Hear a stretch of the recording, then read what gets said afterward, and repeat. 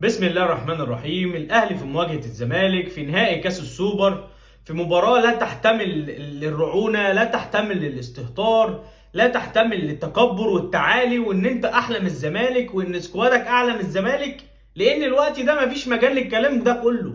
لا تحتمل لعك مدير فني فاشل. المفروض ان هو بيخرج لاعيبته من اي ضغط، بيخرج لاعيبته من اي توتر، بيحاول يوصل لاعيبته ان مفيش ماتش سهل. ما تبقاش بادئ ماتش سيراميكا وانت خلاص كسبان سيراميكا، انت معيش لعيبتك في اجواء ماتش الزمالك. ده اللي حصل، هو ده اللي حصل في ماتش سيراميكا، خلاك تنزل ملهوج وتبقى بالمنظر اللي احنا شفناه. فمباراة الزمالك مباراة صعبة جدا على الاهلي، للاسف، لان الاهلي مش مضمون. اي مباراة اهلي وزمالك اسأل اي حد زملكاوي قبل الاهلاوي هيقول لك ان الاهلي هيكسب، هيقول لك ان الافضلية للاهلي بنسبة على الأقل 60-40، ده على الأقل، ما كانتش يعني 70-30. ففي الوقت ده احنا كأهلاوية مش واثقين في الفريق، في اللعيبة اللي موجودة حاليا. خصوصا ان المشكلة مش فريق او جهاز فني، لا، هي المشكلة من اول الإدارة من فوق خالص. العك كله جوه. بس ده محتاج حلقات، مش محتاج فيديو واحد، ده محتاج مليون فيديو نتكلم عليه. هنتكلم شويه عن المباراه والتشكيل الافضل ومش عايز اقول المتوقع والافضل من وجهه نظري اللي المفروض الاهلي يبدا بيه بكره هو ايه. لو جبت اي رضيع لسه ما بيعرفش يتكلم هيقول لك التشكيل المناسب للاهلي ايه في ماتش الزمالك، خصوصا ان الزمالك مؤخرا هو ليه الافضليه عليك. خد منك السوبر، هتقول لي بضربات جزاء، اقول لك اركن على جنب، ما تتكلمش كوره تاني، ما تتكلمش تاني. في الدوري كسبك، انسحب بقى ما انسحبش كسبك، معلم عليك في كل بطوله بيدخلها معاك. كل بطوله نوك اوت، كل بطوله يا كاس يا سوبر هو لازم يكسبها. مؤخرا الزمالك بقى كعبه عالي على الاهلي في حته النهائيات. مش هنضحك على بعض، النهائي القاضيه ده مش هيتكرر والتحفيل اللي بنعمله. بس الزمالك كنهائيات اخر 5 سنين على الاقل هو متفوق على الاهلي.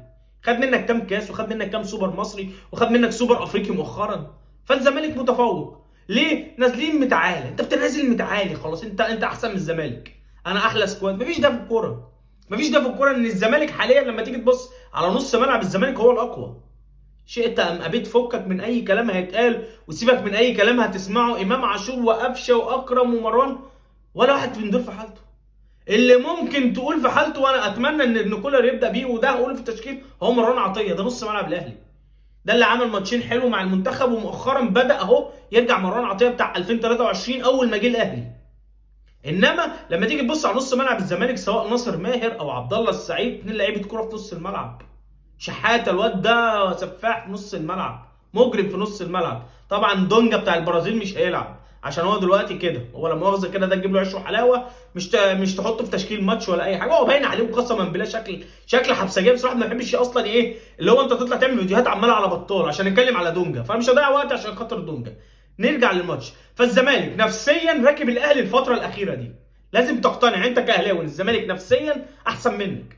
بدنيا الزمالك واقف على رجله. انت كاهلي ماتش سيراميكا في بدايه موسم، ثالث ماتش او رابع ماتش تلعبه في الموسم، 2 جورماهيا والزمالك في السوبر الافريقي وسيراميكا، 4 ماتشات لعبتهم انت واقع بدنيا. انت واقع بدنيا الاهلي مش قادر يقف على رجليه. لقطه امام عاشور لما راح للحكم وابوس ايدك صفر، والتحفيل اللي اتحفل على نفسه، ايه ده؟ لعيبه الاهلي بتروح للحكم تقول لها صفر؟ يا جماعه في ايه؟ في حاجه مش مفهومه. المفروض انت النادي الاهلي فريق بينافس على كل البطولات، في كاس عالم للانديه، في انتر كونتيننتال، في سوبر افريقي، في سوبر مصري، في الدنيا كلها، في حاجات كده جوه الاهلي مش هتلاقيها في نادي تاني. لما انت فريقك مش جاهز بدنيا، طاهر اتصاب، عمر كمال اتصاب، اكرم طالع مصاب، امام مش قادر يكمل الماتش، في ايه؟ في ايه؟ ما عندكش بدله. ما تقوليش ما فيش بدله، هتلاعب مين وتنزل مين؟ فبدنيا ان انت تخوف كنادي اهلي.